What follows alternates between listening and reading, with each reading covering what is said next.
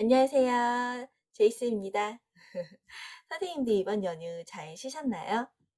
저는 이번 연휴에 쉬면서 선생님들께 어떻게 하면 2학기 학부모 상담에 대해서 이야기를 해드릴까 하고 고민하는 시간을 가졌어요.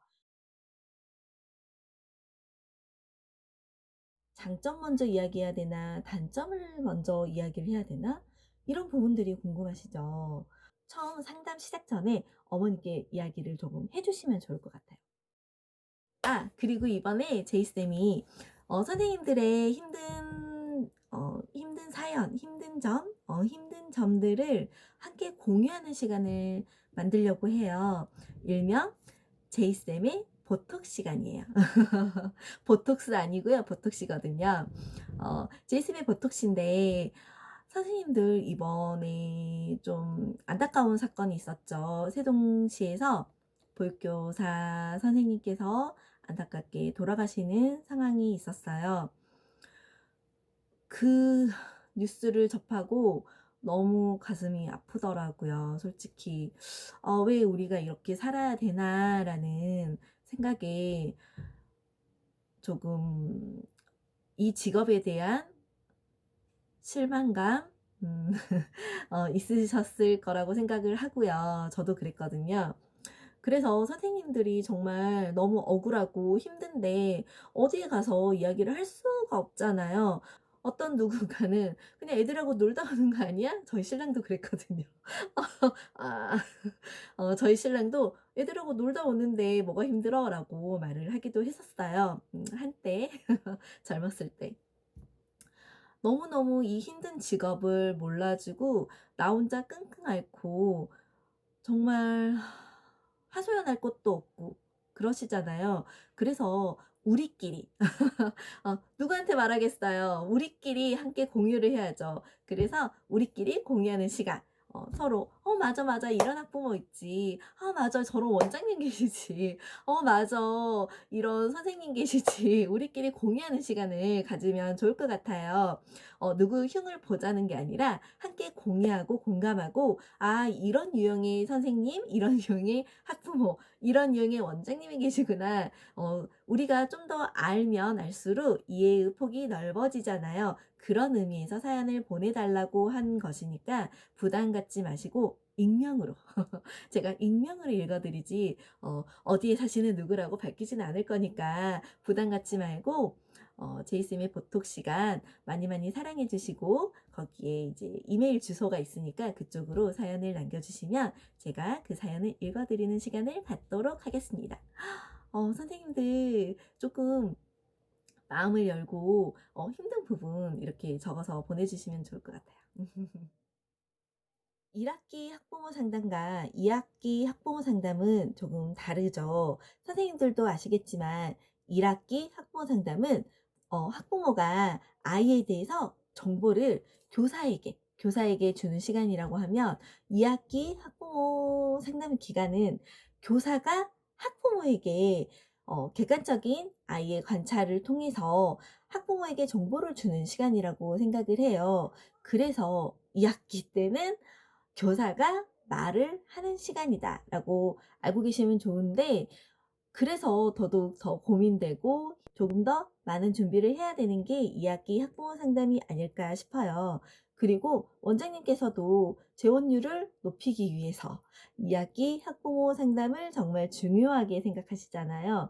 특히 이번처럼 코로나로 인해 학부모들과 소통할 길이 없잖아요. 학부모 창단 수업도 하지도 못하고 정작 아이들이 얼마 다니지도 못해서 학부모와 신뢰관계를 쌓을 수 있는 시기가 없었기 때문에 이번 2학기 학부모 상담을 통해서 재원율을 높이려고 하시는 원장님이 많이들 계실 거라고 생각을 했어요.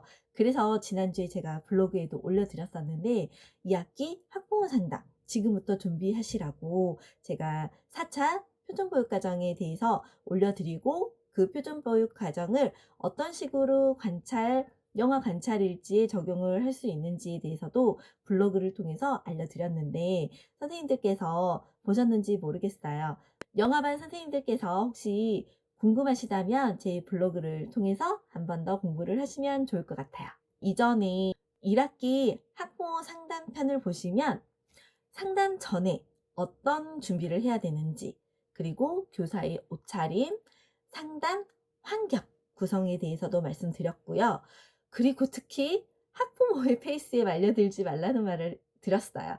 왜냐면 학부모께서는 "선생님 저희 아이 때문에 힘드시죠? 저희 아이가 말을 좀 안 들어서 선생님이 힘드실 것 같아요. 저도 집에서 너무 힘들거든요." 이렇게 말씀하셨을 때 선생님들은 항상 공감, '아 학부모랑 공감을 하고 학부모랑 소통을 해야 되지.'라고 생각하시는 선생님들께서 "네 맞아요 어머니.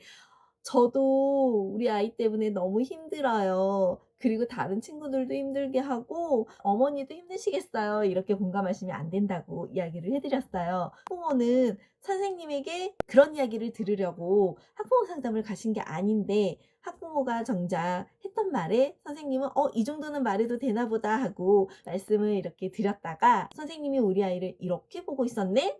평소에 아이가 선생님한테 많이 혼나고 있는 거 아니야?' 이렇게 오해를 하실 수도 있기 때문에 선생님들 꼭 학부모의 페이스에 말려들지 마시고 역류와 관찰을 통해서 객관적으로 학부모에게 정보를 전달해 주시면 될 것 같아요. 2학기 학부모 상담 때 필요한 건 역류와 관찰 일지겠죠.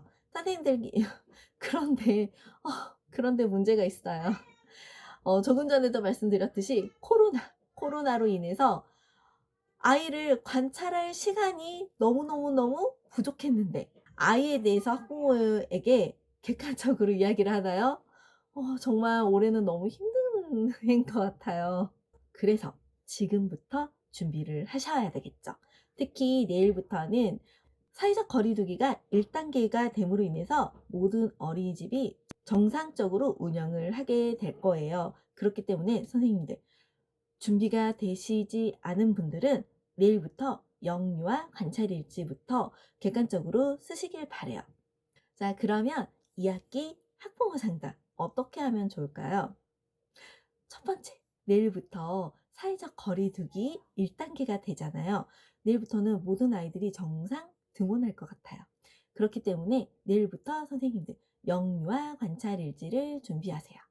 역류와 관찰 일지를 먼저 작성을 하시되 학부모들이 궁금해하시는 내용들은 표준 보육 과정에 있는 모든 내용이 아니라 학부모들이 궁금해하시는 내용들은 정해져 있잖아요. 유아반 같은 경우는 정해져 있죠. 사회관계, 아이들과 또래 관계에서 어떻게 지내는지, 그리고 이 아이가 사회성이 발달되어 있는지 이 부분들을 궁금해하시고 두 번째, 한글, 수 별거 없잖아요. 이 아이가 정말 공부를 잘하는지 잘 따라가고 있는지 이 부분이 가장 궁금하시잖아요. 거기서 더 나아간다면 뭐 예체능 쪽으로 그림 만들기 뭐 기타 등등 전체적으로 포괄적으로 잘하고 있는지에 대해서 궁금하시겠죠.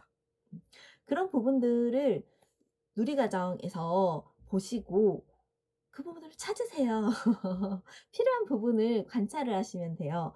꼭 역류와 관찰 일지를 쓰실 때 선생님들께서 보이는 내용을 쓰시려고 하는 게 아니라 내가 필요한 부분을 관찰을 하시는 거죠. 그리고 그 아이의 필요한 부분을 관찰을 하시고 학부모와 상담을 하시면 돼요. 영화도 마찬가지예요. 영화 같은 경우도 제이쌤의 블로그를 통해서 선생님들 찾아보시면 있는데 상담을 준비하시는 선생님들이시라면 역류와 관찰일지 지금부터 쓰셔야 되잖아요. 그래서 연관성 있게 쓰시되 필요한 부분을 우리가 찾아서 쓰자는 거죠. 그리고 두 번째, 선생님들께서 아이에 대해 관찰을 하시고 학부모와 어떤 이야기를 할지 준비를 해 두셨다면 궁금하신 부분이 이걸 거예요. 장점 먼저 이야기해야 되나? 단점을 먼저 이야기를 해야 되나? 이런 부분들이 궁금하시죠?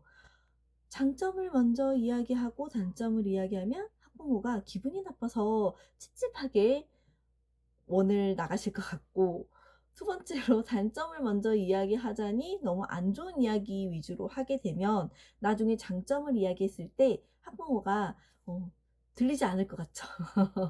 어떻게 해야 되죠? 장점과 단점이라고 말을 하면 아이가 잘하는 것과 못하는 것을 확실하게 획을 그어서 이 아이가 못하는 부분에 대해서 평가를 하고 비난을 하게 되는 거잖아요. 그런데 아이들은 장점과 단점이라고 말을 하시면 안 되죠.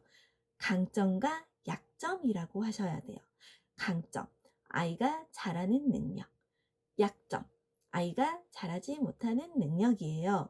예를 들어 신체적으로 정말 발달되어 있어요. 에너지가 아주 에너지가 우리 반 1 등이에요. 이 아이는 잠시도 가만히 있지 못해요. 그래서 선생님들 이 아이를 어떻게 말씀하셔요? 단점으로 이야기하실 건가요? 단점은 이 아이가 너무 산만하다.